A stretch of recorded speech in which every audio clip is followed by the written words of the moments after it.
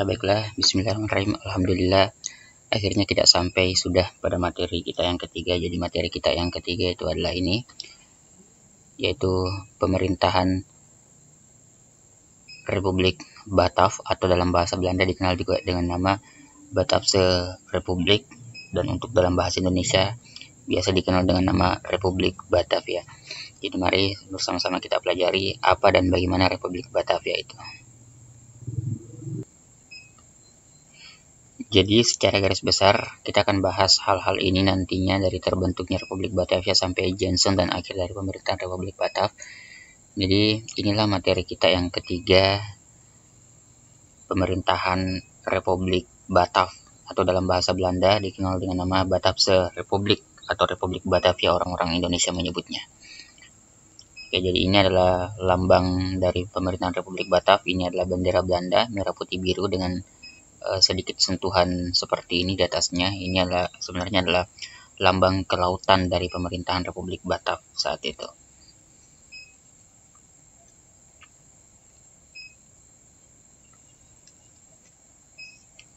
Oke, mari kita bahas yang pertama, yaitu adalah apa itu sebenarnya pemerintahan Republik Batav atau Batavse Republik. Mungkin masih terdengar sangat asing di telinga sebagian orang mengenai pemerintahan Republik Batav itu, terutama dengan apa hubungannya dengan keterkaitan dengan kolonialisme dan penjajahan yang ada di Indonesia. Selama ini mungkin kita masih jarang sekali mendengarnya, tapi oke, mari kita bahas supaya kita lebih dekat lagi dengan pemerintahan Republik Batav itu. Oke, kita bahas pengertiannya dulu ya. Jadi pemerintahan Republik Batav itu ya secara pengertian adalah pemerintahan baru yang kemudian terbentuk di Belanda sebagai bagian dari Prancis setelah Belanda dikuasai oleh Prancis. Jadi saat itu di Prancis sedang terjadi revolusi besar ya, revolusi Prancis, di mana saat itu dimotori oleh Napoleon Bonaparte. Mungkin kalian semua sudah sering dengar nama Napoleon Bonaparte. Dia adalah sosok tokoh revolusioner di Prancis saat itu, dan itu berimbas pada negara-negara yang dekat dengan Prancis seperti Belgia dan terutama Belanda. Nah, saat itu setelah revolusi Prancis terjadi di Prancis, Belanda kemudian ditaklukkan oleh Prancis. Nah, karena Belanda menjadi bagian dari Prancis setelah Belanda ditaklukkan, maka Prancis kemudian membentuk pemerintahan baru di Belanda. Nah, namanya itulah pemerintahan Republik Batav. Jadi Prancis yang kemudian membentuk pemerintahan baru itu. Nah, kita tahu bersama bahwa sebelum revolusi Prancis terjadi, Belanda adalah salah satu negara yang berbentuk kerajaan. Makanya kita sering menyebutnya di materi 1 dan materi 2 dengan nama Kerajaan Belanda, karena memang saat itu Belanda masih berstatus sebagai kerajaan besar ya, Kerajaan Belanda namanya saat itu. Nah, tetapi hadirnya pemerintahan Republik Batav ini membuat Belanda saat itu berubah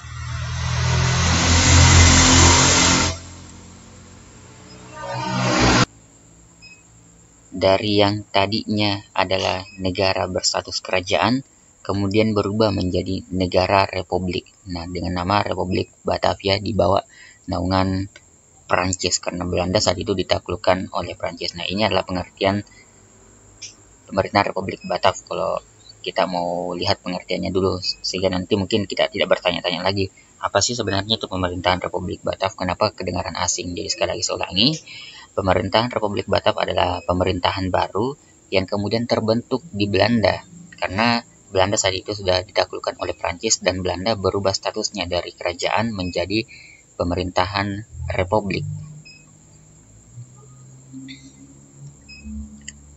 Nah, yang kedua kita bahas adalah terbentuknya Republik Batav atau bagaimana proses terbentuknya pemerintahan Republik Batav. Jadi kita akan bahas bagaimana proses terbentuknya. Nah, jadi sebelum jauh melangkah ke sana, satu pemahaman yang perlu kita paham adalah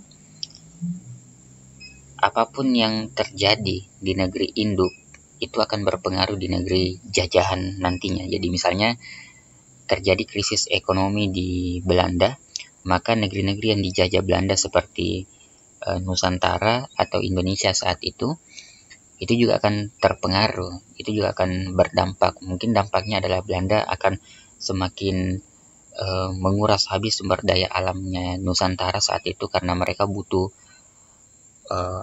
butuh uang yang banyak, butuh pemasukan yang banyak karena di negaranya sedang mengalami krisis ekonomi. Jadi itu pemahaman dasar yang terjadi. Apapun yang terjadi di negeri induk si penjajah, maka negeri-negeri yang dijajah juga itu akan ikut berdampak juga. Nah, itu satu poin dasar yang harus kalian pahami sebelum kita melangkah lebih jauh kepada materi pemerintahan Republik Batak ini. Karena di awal dua pembahasan awal ini, kita tidak akan banyak menyinggung Indonesia, tapi kita justru akan banyak menyinggung mengenai bagaimana kondisi Belanda di Eropa, sehingga nanti kemudian bisa mempengaruhi dan berdampak sangat besar kepada Nusantara atau Indonesia, atau saat itu Indonesia yang sudah bernama Hindia Belanda. Jadi saat itu Indonesia sudah bernama Hindia Belanda, artinya negeri Hindia yang menjadi milik Belanda, dan itu sudah ada sejak zaman VOC. Ketika VOC sudah mengurus habis kekuasaan Indonesia, Indonesia sudah, atau Nusantara saat itu sudah menjadi milik Belanda dan namanya diubah menjadi Hindia Belanda. Jadi Indonesia itu adalah Hindia Belanda juga sebenarnya. Artinya adalah negeri Hindia yang menjadi miliknya Belanda, dan itu adalah Indonesia. Oke, jadi kita lanjut.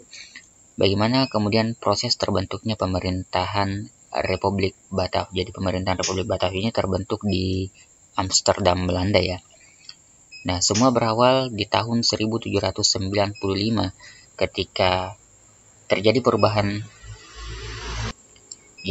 perubahan politik di Belanda, yaitu di mana muncul golongan orang-orang patriot, kelompok-kelompok patriot yang kemudian sebenarnya terpengaruh oleh revolusi yang terjadi di Prancis, yaitu ada 3 semboyan yang selalu mereka tanamkan, yaitu liberté atau dalam bahasa Inggris artinya liberty, kemerdekaan, égalité, persamaan, dan fraternité atau persaudaraan. Jadi ada muncul kaum patriot atau kaum yang bisa dibilang punya rasa nasionalisme yang tinggi, rasa kepahlawanan yang tinggi. Muncul kaum seperti itu di Belanda di tahun 1795. Artinya 4 tahun sebelum VOC diubarkan ya. Jadi muncul hal seperti itu di Belanda.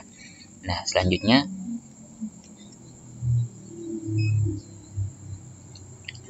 di saat yang bersamaan juga ternyata pasukan Prancis sudah menyerbu Belanda. Jadi pasukan Prancis ternyata sudah menyerbu Belanda juga. Nah, Belanda akhirnya takluk. Nah, kenapa Belanda mudah sekali takluk? Karena di Belanda seperti di pembahasan sebelumnya bahwa sudah ada golongan kaum patriot. Artinya di dalam negeri Belanda sudah ada golongan-golongan orang-orang yang sebenarnya terpengaruh oleh pemikiran-pemikiran revolusi Prancis, sehingga ketika Prancis melakukan penyerbuan di Belanda, Belanda sangat mudah ditaklukkan karena pasukan Prancis itu dibantu oleh golongan orang-orang kelompok-kelompok di Belanda yang ternyata sudah terpengaruh oleh revolusi Prancis, di mana mereka menginginkan adanya negara kesatuan. Itu yang terjadi saat itu, sehingga ketika pasukan Prancis menyerbu Belanda akhirnya dapat dengan mudah ditaklukkan, dan Raja Belanda saat itu yang namanya Raja William kelima yang merupakan kepala pemerintahan saat itu ya, akhirnya tidak kuasa membendung pasukan Prancis yang terus menyerbu Belanda, dan akhirnya Raja William ini kemudian melarikan diri ke Inggris. Nah, setelah Raja William V melarikan diri ke Inggris, otomatis tidak ada lagi yang memimpin Belanda. Otomatis terjadi kekosongan pemerintahan di Belanda, sehingga akhirnya Belanda dikuasai oleh Prancis, dan Prancis kemudian membentuk pemerintahan baru sebagai bagian dari Prancis yang dinamakan Republik Batak, dan wilayahnya adalah Belanda.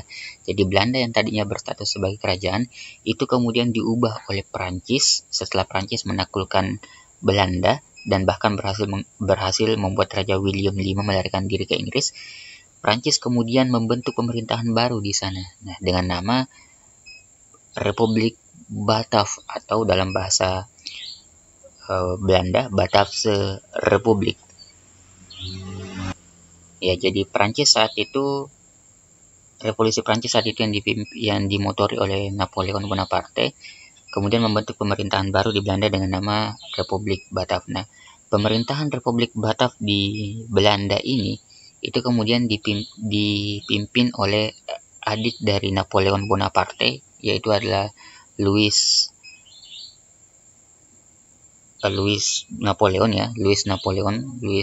Bonaparte. Jadi dia adalah orang yang kemudian memimpin pemerintahan Republik Batak saat itu, Louis Bonaparte.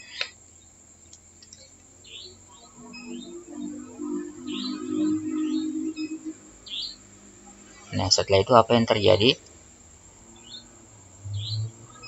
Ya, ternyata Raja Belanda yang tadi melarikan diri ke Inggris, dalam pengasingannya ia ternyata ditempatkan di salah satu sudut kota London, namanya di kota Kew. Ya, dia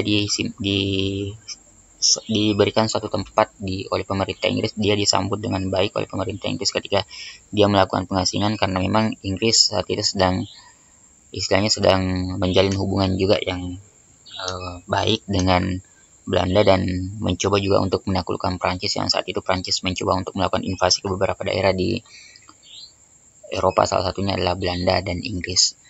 Nah, akhirnya Raja William yang kemudian melarikan diri ke Inggris itu kemudian bermukim di salah satu sudut kota London, namanya adalah kota Kew. Nah, di sana Raja William kelima ini kemudian mengeluarkan surat perintah yang tertuang dalam surat-surat Kew. Kenapa kemudian diberi nama surat-surat Kew? Karena surat itu berasal dari salah satu kota di Inggris, yaitu kota Kew. Nah, sehingga Raja William kelima kemudian mengeluarkan surat perintah, ya. Jadi mengeluarkan surat perintah yang tertuang dalam surat-surat Kew. Nah, apa isi dari surat-surat Kew itu? Oke, jadi isi perintahnya.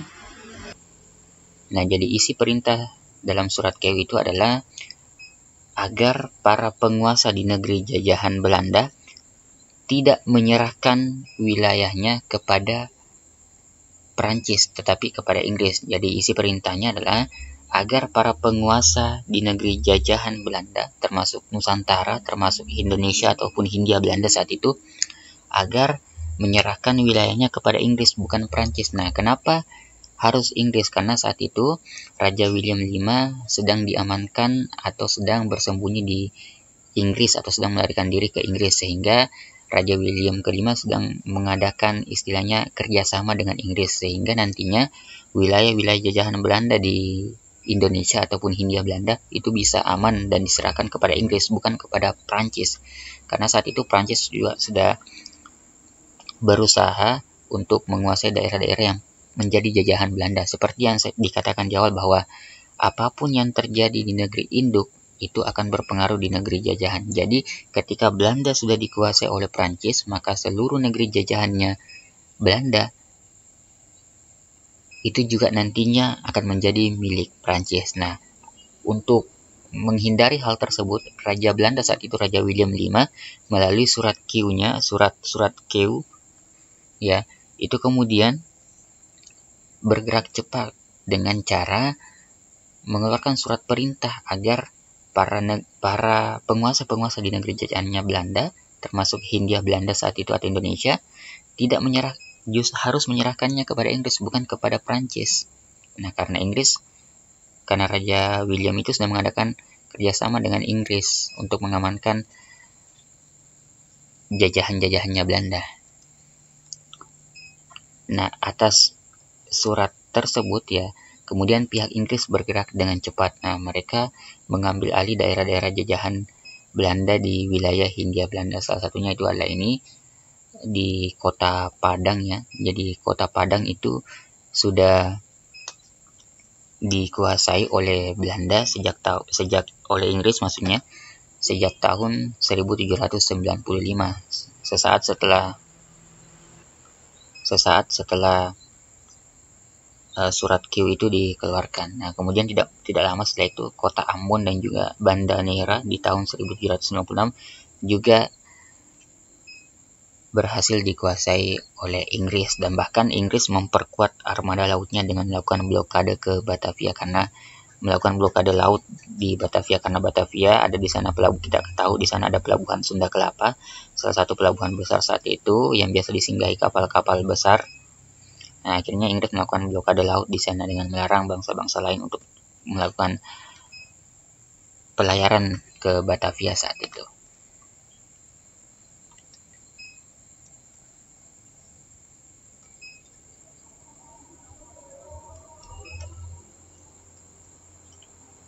Nah, di sisi lain ternyata Prancis dan pemerintahan barunya, yaitu pemerintahan Republik Batav, ternyata tidak mau ketinggalan juga dalam mengambil bekas wilayah kekuasaan VOC di Kepulauan Nusantara yang saat itu sudah bernama Hindia Belanda. Nah, karena kan kita tahu pemerintahan Republik Batav ini sebenarnya adalah Belanda yang kemudian namanya diubah oleh Napoleon Bonaparte menjadi Republik Batav atau Batavse Republik atau Republik Batavia. Jadi kenapa diberi nama Batavse Republik? Karena Batavse itu atau Batavia itu adalah salah satu suku kuno yang mendiami wilayah Belanda di era zaman Kekaisaran Romawi saat itu. Jadi itulah Batavia sebenarnya, dan juga nanti digunakan sebagai salah satu kota di Nusantara itu, dan kota Batavia atau kota Jakarta saat ini. Ya, jadi bekas wilayah kekuasaan VOC di Kepulauan Nusantara ya. Jadi artinya apa? Artinya adalah bahwa ada perebutan hegemoni kekuasaan di sini yang terjadi. Ada perebutan kekuasaan di mana Inggris berusaha menguasai Hindia Belanda atas perintah dari Raja Belanda yang melarikan diri ke Inggris, sehingga Inggris dengan berani melakukan ekspansi juga ke Hindia Belanda saat itu. Dan juga ada perebutan dari sisi Prancis dengan pemerintahan barunya, yaitu negeri Belanda yang diganti namanya menjadi Republik Batav atau Batavse Republik. Nah, inilah Batavse Republik ini kemudian saya tadi lupa bahas di awal. Batavse Republik ini kemudian dampak paling besarnya yang terjadi adalah bubarnya VOC, seperti yang kita tahu dan kita sudah pelajari di materi sebelumnya, bahwa salah satu alasan VOC bubar karena adanya faktor di negeri Belanda, di mana terbentuknya Republik Batav atau Batavia atau Batavia Republik, Batavse Republik. Dengan terbentuknya Batavse Republik ini, kemudian mereka beberapa tahun setelah terbentuk kemudian membubarkan VOC karena mereka menginginkan adanya negara yang menyatu, negara kesatuan saat itu. Nah, kembali ke pembahasan ini. Jadi di tengah perebutan hegemoni kekuasaan antara Inggris dengan Perancis yang ditemani oleh pemerintahan Republik Batav atau negeri Belanda sebenarnya, maka kebijakan utama Perancis saat itu adalah memerangi Inggris. Ya, memerangi Inggris. Nah, maka Louis Bonaparte dan juga Napoleon Bonaparte, pemimpin Perancis saat itu, kemudian menunjuklah salah seorang yang dianggap mampu memimpin Hindia Belanda saat itu. Nah, orang itu adalah Daendels. Nah, siapa dan bagaimana Daendels itu? Mari kita bahas bersama. Jadi, Daendels ini diutus oleh Napoleon Bonaparte untuk menjadi gubernur jenderal. Jadi, gubernur jenderal itu sama dengan, kalau jabatan sekarang sama dengan presiden ya. Dia yang memimpin di negeri jajahan. Kita sudah pernah bahas di materi VOC apa dan bagaimana gubernur jenderal itu. Nah, mari kita bahas Herman William Daendels. Jadi Herman William Daendels memerintah di Hindia Belanda atau Indonesia sejak tahun 1808 sampai tahun 1811. Ya, waktunya sangat singkat ya, hanya 3 tahun. Nah, inilah sosok seorang Herman William Daendels. Nah, nanti kita akan lihat apa sih sebenarnya kontribusinya Herman William Daendels. Jadi Herman William Daendels ini, seperti yang dijelaskan tadi, adalah Gubernur Jenderal Hindia Belanda di bawah naungan Prancis dan Republik Batav atau Batavia atau Batavse Republik atau Republik Batavia. Jadi Herman William Daendels ini kemudian diutus oleh Napoleon Bonaparte untuk datang ke Indonesia yang saat itu bernama Hindia Belanda. Nah, tetapi dia datang dengan membawa nama Republik Batavia, atau bisa juga dikatakan sebenarnya Belanda, tetapi saat itu nama Belanda diubah oleh Prancis menjadi pemerintahan Republik Batav atau Batavse Republik. Jadi gubernur Herman William Daendels ini adalah Gubernur Jenderal Hindia Belanda di bawah naungan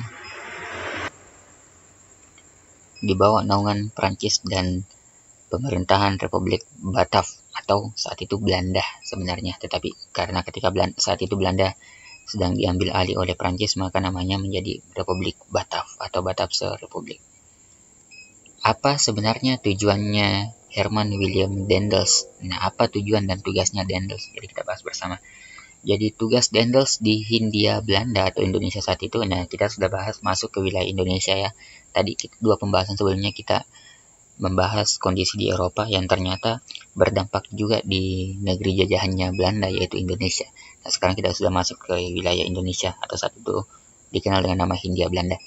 Apa dan bagaimana tugas Daendels di Hindia Belanda saat itu? Yang pertama adalah mempertahankan Pulau Jawa agar tidak jatuh ke tangan Inggris. Nah, seperti yang dibahas di awal bahwa saat itu setelah adanya surat Q, Inggris kemudian tidak lagi takut untuk melakukan ekspansi ke Indonesia dan tidak lagi takut untuk mengambil alih beberapa wilayah-wilayah Hindia Belanda karena berdasarkan surat perintah dari Raja Belanda yang melarikan diri ke Inggris.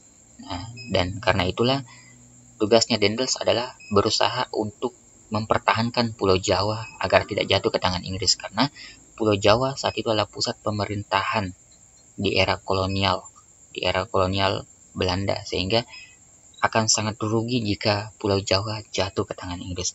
Nah, yang kedua adalah mengatur dan menata kembali pemerintahan kolonial Belanda di Nusantara. Oke, maksudnya apa? Jadi ini ada keterkaitannya dengan VOC materi kita sebelumnya. Jadi Daendels datang di tahun 1808 ketika beberapa tahun yang lalu VOC dinyatakan bubar dan bangkrut. Nah, VOC adalah perusahaan dagang yang lebih fokus kepada perdagangan saja. Tidak pernah berpikir dan tidak pernah tahu bagaimana cara mengatur pemerintahan di negeri koloni atau di negeri jajahan. Nah, karena itulah menjadi tugas kedua Daendels di Nusantara atau Hindia Belanda saat itu, yaitu mengatur dan menata kembali pemerintahan kolonial Belanda di Nusantara. Jadi Daendels itu fokus untuk menata kembali wilayah koloninya Belanda, yaitu Nusantara yang saat itu bernama Hindia Belanda. Dan yang ketiga adalah membereskan masalah keuangan pemerintah kolonial Belanda. Nah, seperti yang kita tahu bahwa setelah VOC bubar, VOC punya banyak sekali hutang. Nah, tugasnya Daendels adalah untuk membereskan hutang-hutang tersebut. Meskipun saat itu Daendels diutus atas nama Prancis, tetapi dia tetap merupakan bagian dari Belanda. Ya, artinya apa? Daendels memang diutus oleh Napoleon Bonaparte dari Prancis, tetapi atas nama Republik Batav, sehingga kita tetap menggunakan nama kolonial Belanda karena Republik Batav itu atau Batavse Republik seperti dibahas di awal adalah Belanda juga sebenarnya, tetapi statusnya sudah berubah dari kerajaan menjadi negara republik. Nah, itulah juga Belanda sebenarnya, tetapi saat ini Belanda dikuasai atau diduduki oleh Prancis. Makanya Prancis di bawah Napoleon Bonaparte mengutus seorang sosok Herman William Daendels. Nah, ini jadi dia ada diutus oleh orang Prancis, tetapi dia tetap mempertahankan wilayah Belanda dan saat itu sudah bernama Hindia Belanda. Ya, memang agak sulit sih kita paham, tapi insya Allah kita akan mudah memahaminya ketika kita paham materi yang awal-awal tadi, yang pemerintahan apa itu sebenarnya Republik Batavia. Nah, kemudian apa kebijakannya Daendels ketika berada di Indonesia atau Hindia Belanda saat itu? Kita pakai nama Hindia Belanda saja seterusnya karena agak ribet kalau kita pakai Hindia Belanda pakai juga Indonesia. Tapi itu yang harus kalian paham adalah Indonesia itu sebenarnya adalah Hindia Belanda juga. Nah, tapi di era kolonial namanya adalah Hindia Belanda. Nah, kebijakan Daendels, ada banyak sekali sebenarnya kebijakan Daendels yang diterapkan selama 3 tahun di Hindia Belanda saat itu. Yang pertama kita lihat kebijakannya di bidang politik dan pemerintahan. Nah, ini beberapa kebijakannya di bidang politik dan pemerintahan, di mana dia membatasi secara ketat kekuasaan raja-raja, kemudian apa lagi ya? Ya, kedudukan bupati sebagai penguasa tradisional diubah menjadi pegawai pemerintah, dan juga Dendels membagi beberapa wilayah Pulau Jawa dalam beberapa prefektur atau daerah. Prefektur maksudnya di sini adalah daerah otonomi, daerah yang bisa mengatur daerahnya, wilayah yang bisa mengatur daerahnya sendiri. Nah, itu di bidang politik dan pemerintahan, tidak ada yang terlalu menonjol di sini.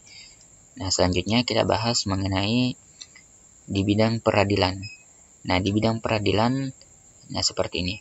Di bidang peradilan atau kehakiman, ada 3 jenis peradilan, yaitu yang pertama adalah peradilan untuk orang-orang Eropa sendiri, karena kita tahu di Hindia Belanda saat itu sudah didatangi oleh banyak orang-orang Eropa, karena Belanda mendatangkan banyak orang-orang Eropa.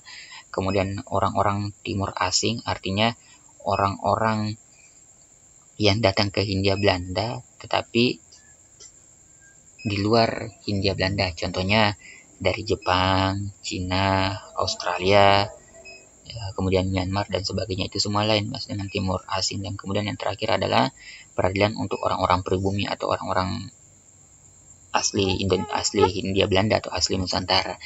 Kemudian ya peradilan untuk untuk pemberantasan korupsi untuk semua baik orang Eropa. Jadi Dendels ini adalah orang yang begitu membenci korupsi ya, karena itu ada beberapa orang yang kemudian dihukum mati oleh Dendels karena melakukan tindakan korupsi selama dia berkuasa.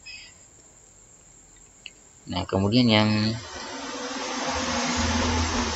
berikutnya itu adalah sosial ekonomi. Ada banyak sekali untuk sosial ekonominya Dendels, Anda bisa baca di sini, di mana kemudian wilayah-wilayah seperti Cirebon, Banten itu kemudian kerajaannya dibubarkan dan akhirnya dimasukkan dalam prefektur atau daerah otonomi dan tidak berstatus sebagai kerajaan lagi. Ada banyak sekali di sini Anda bisa baca. Nah, kemudian juga ada ya Prianger Stelsel, yaitu sudah kita bahas di VOC. Prianger Stelsel pernah nanam kopi di daerah Priangan, dan ternyata di era Dendels tetap dipakai juga Prianger Stelsel itu. Nah, kemudian singkat saja ya kita bahasnya. Kemudian pertahanan dan keamanan. Nah, di bidang pertahanan dan keamanan, di antara bidang pertahanan dan keamanan ini mungkin satu yang paling menonjol itu adalah ini, membangun jalan raya dari Anyer ke Panarukan. Mungkin kalian sudah sering dengar istilah pembangunan jalan raya pos atau jalan raya dari Anyer ke Panarukan. Nah, ini adalah The Grote Postweg, nama lain dari jalan raya pos yang menghubungkan Anyer ke Panarukan. Jadi inilah jalan yang kemudian dibangun oleh Dendels. Nah, dan di antara kebijakan-kebijakannya Dendels, kenapa kita hanya bahas satu ya, ini saja, karena selama 3 tahun dia berkuasa, yang paling menonjol dari peninggalan Dendels adalah ini, The Grote Postweg atau jalan raya posnya Dendels, yaitu sebuah jalan yang menghubungkan daerah Anyer sampai ke Panarukan, menghubungkan daerah pesisir utara Pulau Jawa. Nah, mari kita bahas bersama apa itu The Grote Postweg. Nah, kebijakan-kebijakan Dendels ini ada 4 tadi ya, Anda bisa baca nantinya. Tapi kita akan fokus pada satu hal dari kebijakan-kebijakan itu, yaitu The Grote Postweg atau jalan raya pos. Ya, jadi The Grote Postweg itu adalah jalan raya pos yang dibangun oleh Dendels kurang lebih 1 tahun, dari tahun 1808 sampai tahun 1809. The Grote Postweg atau jalan raya pos, biasa juga dikenal dengan nama Jalan Raya Anyer Panarukan atau Jalan Anyer Panarukan. Nah, ini adalah petanya. Tetapi pertanyaan yang paling dasar adalah, apakah semua jalan-jalan ini betul dibangun oleh Dendels? Nah, Anda mungkin sudah sering mendengar istilah Jalan Anyer Panarukan. Tetapi apakah betul jalan dari Anyer, ya dari Anyer itu ada di daerah Banten saat ini, dan juga Panarukan itu ada di daerah Jawa Timur. Nah, pertanyaan dasarnya adalah apakah betul jalan raya dari Anyer ke Panarukan itu betul semuanya dibangun oleh Dendels. Nah, sehingga jalan ini biasa disebut juga dengan jalan raya Dendels. Nah, mari kita bahas dan mari kita lihat sisi histori yang sebenarnya dari pembangunan jalan raya pos ini. Oke, jadi saat itu pada tanggal 5 Januari 1808, Dendels tiba di Anyer, ya, tiba di pantai Anyer di Banten. Saat itu dia tiba dari Eropa. Dia tiba di sini di tanggal 5 Januari 1808, dan Dendels meneruskan perjalanan daratnya dari Anyer ke Batavia, ya, dengan jarak tempuh sekitar 4 hari dengan jalan yang sederhana. Bahkan ya bisa dikatakan jika musim hujan, jalan tersebut tidak layak untuk dilewati. Jadi dari Anyer ke Batavia itu ditempuh dalam waktu 4 hari. Dari Banten ke Jakarta itu ditempuh selama 4 hari.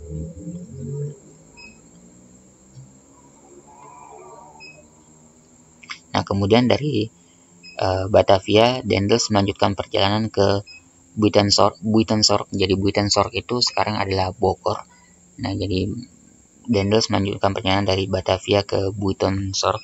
Nah, di sini Dendels melihat kondisi yang sangat buruk saat itu. Dendels kemudian berkeinginan untuk membuat jalan-jalan yang dapat menghubungkan daerah-daerah di Pulau Jawa agar nantinya pengiriman-pengiriman surat ataupun pengiriman hasil bumi dan pengangkutan hasil bumi, dan tentunya pergerakan-pergerakan pasukan jika sewaktu-waktu Inggris menyerang itu dapat dilangsungkan dengan cepat dan baik. Nah, sehingga Dendels kemudian berkeinginan untuk membuat jalan-jalan yang dapat menghubungkan daerah-daerah di Pulau Jawa. Nah, itu adalah gagasan utamanya Dendels. Nah, apa yang bisa kita petik dari situ? Nah, ternyata sebelum Dendels datang sudah ada jalan-jalan yang menghubungkan antara Anyer, Batavia sampai Buitenzorg atau Bogor saat itu, sehingga bisa dikatakan Dendels tidaklah memulai proyek jalan raya pos itu dari Anyer, tidak, tapi sudah ada jalan dari Anyer ke Batavia ke Buitenzorg atau Bogor saat itu. Nah, sehingga layak kita mengatakan bahwa tidak semua jalan benar-benar dibangun.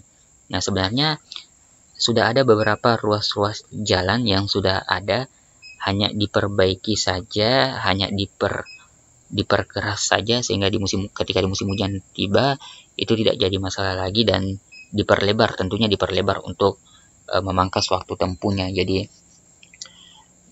jarak dari Anyer, Batavia ke Buitenzorg, Bogor itu awalnya bisa ditempuh selama 1 minggu, nyaris 1 minggu. Tapi ketika jalan pos nanti jadi, itu bisa ditempuh hanya dalam waktu 1 hari saja. Nah, tidak lepas dari situ, sekitar bulan April, Dendels itu kembali melakukan perjalanan dari Bogor. Dia mengunjungi Semarang dan juga mengunjungi Surabaya. Nah, di sana dia melihat bahwa jalan-jalannya itu sangat buruk dan sangat lama waktu tempuhnya, sehingga dia berpikir dan mendapatkan ide saat itu untuk membangun jalan raya hingga ujung timur Pulau Jawa. Ujung timur yang dimaksud itu adalah ini, Surabaya. Nah, akhirnya 6 hari setelah, kurang lebih 6 hari atau 1 minggu setelah kunjungan Dendels ke Surabaya, ia kemudian memutuskan untuk membangun jalan-jalan baru.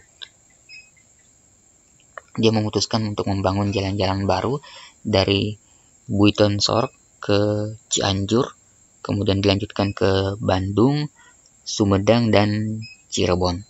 Jadi inilah sebenarnya pembangunan jalan yang betul-betul dibangun oleh Dendels, karena saat itu jalan di sini bisa dikatakan kita masih melintasi hutan-hutan saat itu, masih melintasi rawa-rawa.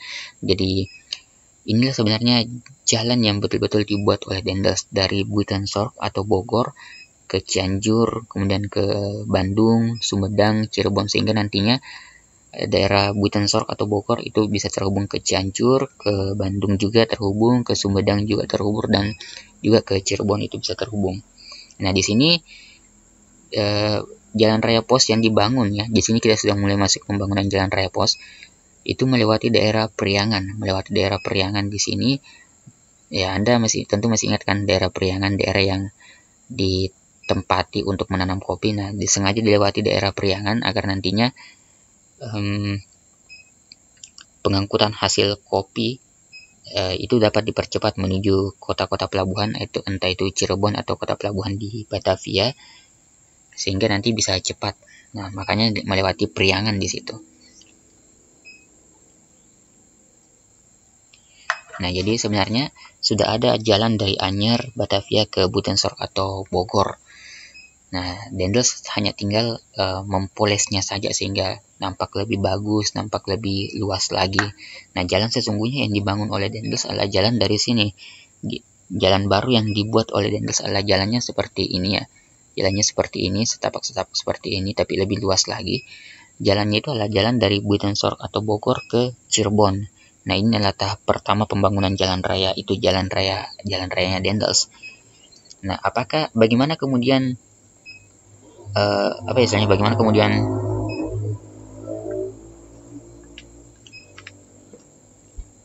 biayanya? Jadi awalnya Dendels punya biaya cukup sampai di Cirebon, tetapi kemudian ternyata setelah sampai di Cirebon, biaya yang dipergunakan itu habis.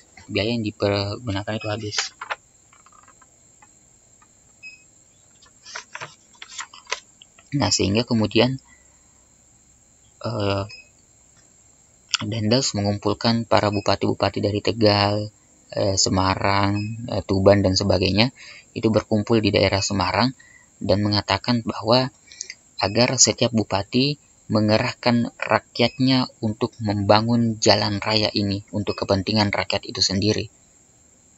Jadi ada kewajiban saat itu untuk membangun jalan ini, dan itu diawasi oleh para bupati-bupati di setiap daerah seperti daerah Semarang, Demak, dan sebagainya. Nah, akhirnya setelah tenaga itu sudah terkumpul lagi, akhirnya Dendels kemudian melanjutkan pembangunan jalan rayanya ini. Nah, dari pembangunan itu kembali dimulai dari Cirebon, tepatnya di daerah Karangsembung ya, daerah Karangsembung. Kemudian dilanjutkan ke daerah pembangunan ini dilanjutkan ke daerah Brebes, di sini Brebes. Kemudian dilanjutkan ke daerah Tegal. Selanjutnya dilanjutkan ke daerah Pekalongan, kemudian Kendal, akhirnya tembus ke kota Semarang, Demak, Rembang, kemudian dilanjutkan ke Lasem, Tuban, Gresik, dan akhirnya sampai ke Surabaya. Nah, akhirnya setelah sampai Surabaya, Dendels kemudian berkeinginan untuk melanjutkan pembangunan jalan raya itu.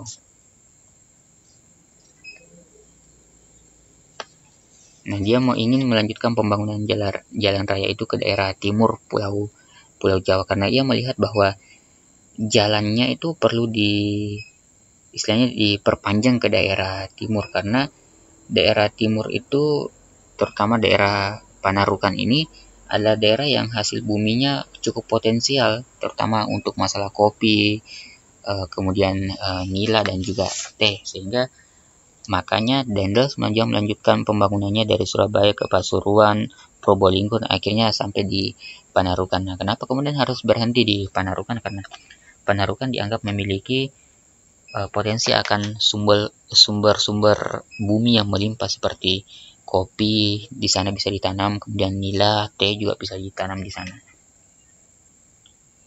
Dan tentunya ya bisa dikatakan di Panarukan ini dekat dengan sebuah lumbung gula.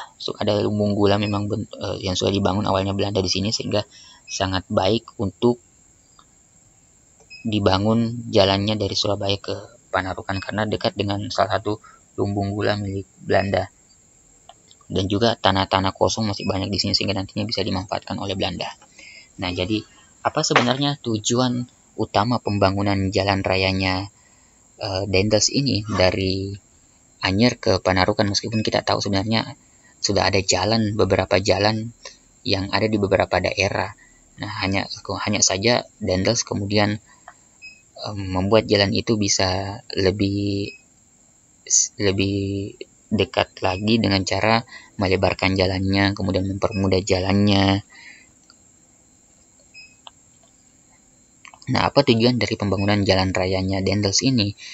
Nah, tujuannya sebenarnya adalah untuk mempercepat pengangkutan sumber-sumber hasil bumi ke tempat-tempat kota-kota pelabuhan seperti kota pelabuhan di Cirebon, di Surabaya, Panarukan, juga Batavia, dan juga agar pesan-pesan ataupun surat-surat dari para bupati-bupati, karena saat ini bupati-bupati seperti ini, Demak, Lasem, Tuban, dan sebagainya, itu setiap minggunya harus melaporkan hasil tanamannya kepada pemerintah Belanda, pemerintah yang ada di Batavia, sehingga tentunya melalui surat-surat laporannya mereka.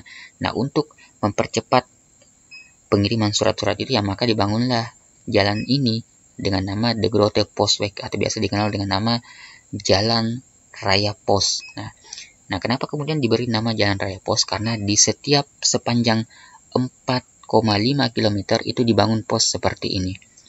Nah, itu dibangun pos seperti ini setiap 4,5 km, dimaksudkan agar nanti misalnya, karena biasanya kan masih menggunakan kuda ya, kuda-kuda itu bisa beristirahat di sini dan juga bisa diganti untuk melanjutkan perjalanan ke pos-pos berikutnya. Itulah kenapa kemudian diberi nama De Grote Postweg atau Jalan Raya Pos. Selain untuk menghubungkan pos-pos pengintaian Belanda, karena ini sebenarnya adalah pos-pos pengintaian Belanda, sehingga Belanda bisa mengawasi setiap daerah-daerah sepanjang pantai timur, maksudnya pantai utara Jawa saat itu. Makanya dibangun seperti ini. Nah, jadi apakah Jalan Raya Pos ini sampai hari ini masih ada? Tentu. Jadi kalau kalian sering dengar istilah jalur Pantura, nah inilah sebenarnya jalur Pantura itu yang sampai hari ini masih digunakan oleh orang-orang di Jawa. Jadi jalur Pantura atau sebenarnya adalah kepanjangan dari jalur pantai utara Pulau Jawa, biasa juga orang menyebutnya pesisir utara Pulau Jawa, itu sebenarnya sudah dibangun oleh Dendels sejak era itu. Ya, dia bangun jalan dari Anyer ke Panarukan, dan inilah jalur Pantura sebenarnya, jalur yang sebenarnya sudah dirintis oleh Dendels dan sekarang dimanfaatkan oleh orang-orang Indonesia yang kemudian dikenal dengan nama jalur Pantura atau pantai utara Jawa, atau juga biasa orang menyebutnya pesisir utara Jawa. Nah, jadi Dendels sebenarnya adalah orang yang kemudian memprakarsai jalan itu, tetapi namanya saat itu masih De Grote Postweg atau Jalan Raya Pos, karena di setiap sepanjang 4,5 km itu dibangun pos-pos seperti ini untuk mempercepat pengiriman sumber daya alam ke daerah kota-kota pelabuhan, dan juga untuk mempercepat pengiriman surat-surat dari bupati-bupati dan surat-surat penting lainnya. Nah, di sini juga digunakan sebagai pos pengintaiannya orang-orang Belanda, sehingga orang-orang Belanda bisa mengintai apa yang dilakukan oleh masyarakat di setiap keresidenan saat itu, di setiap prefektur saat itu, di setiap desa saat itu. Nah, ini seperti ya, pos-pos seperti ini dibangun sepanjang 4,5 km, setiap 4,5 km itu dibangun seperti ini. Jadi Jalan Raya Pos ini membentang dari Anyer ke Panarukan itu panjangnya kurang lebih 1.100 km ya. Panjangnya kurang lebih 1.100 km, dan itulah yang sekarang menjadi jalan ruas Pantura. Ya, mungkin kita sering dengar kalau orang mudik ya melewati jalur Pantura. Nah, inilah sebenarnya jalur Pantura itu, jalur pesisir utara Pulau Jawa dari Anyer ke Panarukan. Jadi kalian tidak perlu khawatir lagi, tidak perlu istilahnya tidak paham lagi jika mendengar istilah jalur Pantura. Inilah sebenarnya jalur Pantura. Nah, jadi di sini saya mau mengatakan bahwa sebenarnya kolonialisme itu tidak selalulah berdampak buruk, ada dampak baiknya juga ya. Meskipun pada era ini berdampak buruk karena pembangunannya tentu melibatkan banyak orang. Di situ saat itu ketika pembangunan dari Cirebon ke Panarukan yang sudah dilakukan secara paksa, karena saat ini awalnya dari Butensor ke Cirebon itu masih diupah orang-orang, tapi dari Cirebon ke Panarukan itu tidak lagi diupah, dan bisa dibilang banyak orang-orang yang kemudian meninggal karena kelaparan, dibiarkan kelaparan saat itu. Kurang lebih ada 12.000 orang yang meninggal ketika pembangunan jalan raya pos ini, jalan raya Dendels ini, ada kurang lebih 12 orang yang meninggal, dan banyak kuburan-kuburannya yang bisa dibilang kuburan massal di sepanjang jalur Pantura ini. Itulah mengapa di beberapa titik di jalur Pantura ini ada beberapa titik yang bisa dibilang cukup angker, sering didengar ada kecelakaan ya, karena ada sosok-sosok yang lewat. Nah, itulah bisa kita kaitkan dengan ini karena memang banyak kuburan-kuburan di sini yang kuburan-kuburan massal dari rakyat-rakyat Hindia Belanda yang kemudian bisa dibilang terpaksa juga membangun jalan ini, karena saat itu ada paksaan apabila bupati dan rakyatnya tidak mau membantu dalam pembangunan jalan raya ini. Misalnya kita ambil contoh Bupati Tegal ya, tidak mau membantu pembangunan jalan raya ini, maka bupati dan rakyatnya itu akan digantung di pohon-pohon di sepanjang jalan raya itu. Jadi bupati dan rakyatnya akan digantung di pohon-pohon di sepanjang jalan itu. Akhirnya mau tidak mau mereka harus melakukannya. Nah, dan akhirnya karena tidak diupah, awalnya kan masih diberi upah ya dari Butensor ke Cirebon, tapi karena tidak diupah lagi dari Cirebon ke Panarukan, akhirnya ya banyak yang kelaparan, kemudian banyak yang kena malaria dan sebagainya. Karena di sini yang mereka harus bangun adalah jalan-jalan yang sebenarnya belum pernah ada. Tapi ada juga jalan-jalan yang sudah ada, tapi kemudian dihubungkan. Nah, caranya menghubungkan adalah dengan biasanya ada beberapa ruas jalan, contohnya di daerah mana ya, di daerah sini, daerah Cirebon ini, ada ruas jalan yang harus dilakukan dengan cara menembus sebuah pegunungan, dan itu bukan pekerjaan yang mudah, sangat berat sekali. Contohnya lagi di daerah sini, daerah Rembang ini, dalam pembangunan jalan raya pos ini, masyarakat di situ harus menggali sebuah lembah, karena saat ini jalan raya pos ini melewati lembah. Mereka juga harus menggaruk sebuah waduk saat itu. Nah, sehingga itu sebuah kesulitan-kesulitan yang sangat luar biasa. Ya, jadi meskipun begitu, saya mau mengatakan bahwa kolonialisme itu tidaklah seburuk yang seperti orang pikir. Memang pada era itu, pada era tahun 1808 sampai 1809, 1 tahun proses pembangunan ini, karena jalan raya ini dibangun memakan waktu 1 tahun ya, itu memakan banyak korban, kurang lebih 12.000 orang meninggal. Tetapi mari kita lihat sekarang, orang-orang Indonesia sekarang bahkan justru memanfaatkan jalan raya pos itu dan menamakannya jalur Pantura. Nah, andai kata Dendels tidak pernah membangun jalan raya itu, mungkin hari ini ya, mungkin saja hari ini jalan dari Anyer, Jawa, Banten itu tidak akan bisa tembus sampai ke Panarukan, tidak akan bisa. Karena saat itu ada gunung-gunung yang harus dibobol, harus ada gunung-gunung, harus ada sungai-sungai yang ditimbun, harus ada lembah-lembah yang kemudian dikeruk, dikeringkan, kemudian baru diisi oleh tanah-tanah dan dibuatlah sebuah jalan. Dan itu akan sangat sulit dilakukan, dan ternyata Dendels bisa melakukannya. Dan bisa dibilang inilah peninggalan Dendels yang paling nyata di Pulau Jawa, yaitu suatu jalan yang menghubungkan daerah Anyer ke Panarukan, daerah Banten ke daerah pesisir paling timur dari daerah Jawa Timur itu sendiri. Nah, jadi awalnya jika dilakukan perjalanan menembus hutan, lembah dan sebagainya sebelum jalan raya pos ini terbangun, daerah dari Anyer ke Panarukan itu bisa memakan waktu perjalanan kurang lebih 40 hari atau 1 bulan lah, 40 hari. Jadi bisa ya memakan waktu tempuh 40 hari. Tetapi setelah The Grote Postweg atau jalan raya pos ini dibangun, ternyata itu sangat menghemat waktu. Jarak tempuh dari Anyer ke Panarukan itu hanya memakan waktu 7 hari saat itu ketika jalan raya pos ini selesai dibangun. Yang tadinya 40 hari menembus lembah dan sebagainya, tapi karena sudah dibuatkan jalan setapak seperti ini, ya jalan yang luasnya kurang lebih seperti ini, itu akhirnya bisa ditempuh dengan jarak waktu ya 7 hari saja atau kurang lebih 1 minggu. Jadi itulah sebenarnya sejarah pembangunan jalan raya pos yang sekarang kita kenal dengan nama jalur Pantura atau Pantai Utara Pulau Jawa. Nah, tetapi kemudian ternyata Dendels tidaklah lama di Indonesia, di Hindia Belanda. Dia hanya 3 tahun saja.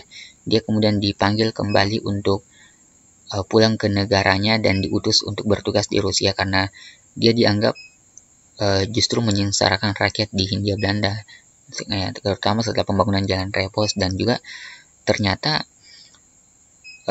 korupsi makin merajalela saja di Hindia Belanda saat itu, sehingga Dendels dianggap gagal. Ya, meskipun sebenarnya dia sudah bangun jalan, tetapi Dendels tetap saja dianggap gagal, dan akhirnya ya dia kemudian dipanggil pulang ke negerinya di Belanda sana, dan kemudian diutus untuk melakukan tugas baru di negeri Rusia. Nah, kemudian Dendels kemudian digantikan oleh Jan William Jensen. Dia digantikan oleh Jan William Jensen. Jadi dia memerintah dari bulan Mei sampai September 1811. Jadi dia adalah sosok gubernur yang menggantikan Herman William Dendels yang dipanggil pulang kembali ke negaranya. Jadi inilah sosok seorang Jan William Jensen, pengganti Gubernur Jenderal Dendels. Dia memerintah bulan Mei sampai September 1811. Mungkin ada yang bertanya-tanya, kok sesingkat itu? Dendels saja 3 tahun, kok bisa William Jensen sesingkat itu? Nah, oke. Mari kita lihat nasib Jensen. Jadi Jensen datang di saat beberapa wilayah Hindia Belanda itu sudah jatuh ke tangan Inggris, sehingga istilahnya dia sudah terdesaklah saat itu. Nah, kemudian terutama ketika penguasa Inggris yang berada di India itu Lord Minto telah memerintahkan Sir Thomas Stamford Raffles yang berkedudukan di daerah Penang ya, Pulau Penang, untuk segera menguasai Jawa, sehingga Jensen makin terdesak karena sudah ada arahan langsung dari penguasa Inggris di India yaitu Lord Minto agar Raffles itu segera menyerang Pulau Jawa dan menguasai Jawa yang saat itu sudah ditangani oleh beliau Jensen ini. Nah, akhirnya berawal dari jatuhnya Batavia ke tangan Inggris. Akhirnya Batavia kemudian dikuasai oleh Inggris, dan Jensen kemudian yang awalnya berkedudukan di Inggris itu kemudian berusaha menyingkir ke daerah Semarang, Jawa Tengah. Nah, di sana ternyata dia juga tidak dikdaya menahan kekuatan Inggris. Meskipun dia sudah menyingkir ke Semarang, akhirnya ya pasukan Inggris ternyata lebih kuat dari yang ia bayangkan, sehingga pasukan Jensen itu berhasil dipukul mundur, dan Jensen kemudian kembali melarikan diri, kembali mundur ke daerah Salatiga. Nah, di sana di Salatiga Jensen tak lagi bisa bertahan dan akhirnya menyerah di daerah Tuntang. Nah, akhirnya Jensen kemudian secara resmi menyerahkan wilayah Hindia Belanda kepada pihak Inggris yang ditandai dengan adanya kapitulasi Tuntang yang ditandatangani tanggal 18 September 1811. Jadi kapitulasi itu adalah penyerahan kekuasaan kepada negara yang memenangi perang. Jadi karena kan saat itu Jensen sedang kalah ya, dan tidak lagi kuasa menahan gempuran Inggris, akhirnya Jensen menandatangani sebuah kapitulasi atau penyerahan kekuasaan dari pihak pemerintah Republik Batav kepada Inggris, itu di daerah Tuntang. Makanya diberi nama kapitulasi Tuntang yang ditandatangani tanggal 18 September 1811. Nah, isi dari kapitulasi Tuntang itu atau penyerahan kedaulatan dari Republik Batav kepada Inggris? Nah, isinya adalah seperti ini. Pulau Jawa dan sekitarnya itu akan diserahkan kepada Inggris. Jadi nanti Pulau Jawa itu akan diserahkan kepada Inggris, tidak lagi dikuasai oleh Belanda, tidak lagi dikuasai oleh pemerintahan Republik Batav, tidak lagi dikuasai oleh Prancis atau revolusioner Prancis. Nah, kemudian semua tentara Belanda akan menjadi tawanan Inggris, dan orang-orang Belanda itu nanti juga dapat dipekerjakan oleh pemerintahan Inggris di Nusantara atau Hindia Belanda saat itu. Nah, kemudian yang keempat, pemerintah Inggris tidak akan mengakui semua hutang Belanda pada masa pemerintahan Dendels. Jadi sejak tahun 1811 sampai tahun 1808 sampai 1811, seluruh hutang Belanda semasa pemerintahan Daendels itu tidak akan diakui oleh Inggris. Kenapa? Karena Inggris berdasarkan pada surat Q. Ya, jadi masih ingat ya surat Q di awal tadi, di mana surat itu adalah Raja Belanda yang melarikan diri ke Inggris memerintahkan agar sebenarnya wilayah-wilayah di Nusantara itu diserahkan kepada Inggris, bukan kepada Prancis atau pemerintahan Republik Batak. Makanya Inggris tidak mau membayar hutang-hutang Belanda selama masa pemerintahan Daendels. Nah, itu adalah isi dari kapitulasi tentang. Jadi itulah pembahasannya kita hari ini, pembahasan yang sangat panjang dan juga sangat-sangat rumit mengenai pemerintahan Republik Batak atau pemerintahan Republik Batavia. Jadi jika ada yang tidak mengerti ya, ada yang perlu ditanyakan, silakan langsung saja kita sharing di grup WA-nya kita, karena kita punya grup WA saja. Silakan lontarkan pertanyaan di situ, saya akan jawab pertanyaan Anda seputar materi pemerintahan Republik Batak ini jika ada yang belum dipahami. Karena memang jujur materi pemerintahan Republik Batak ini akan sangat sulit dipahami karena banyak sekali bangsa-bangsa di dalam yang harus dilibatkan dalam pemerintahan Republik Batak ini, terutama ketika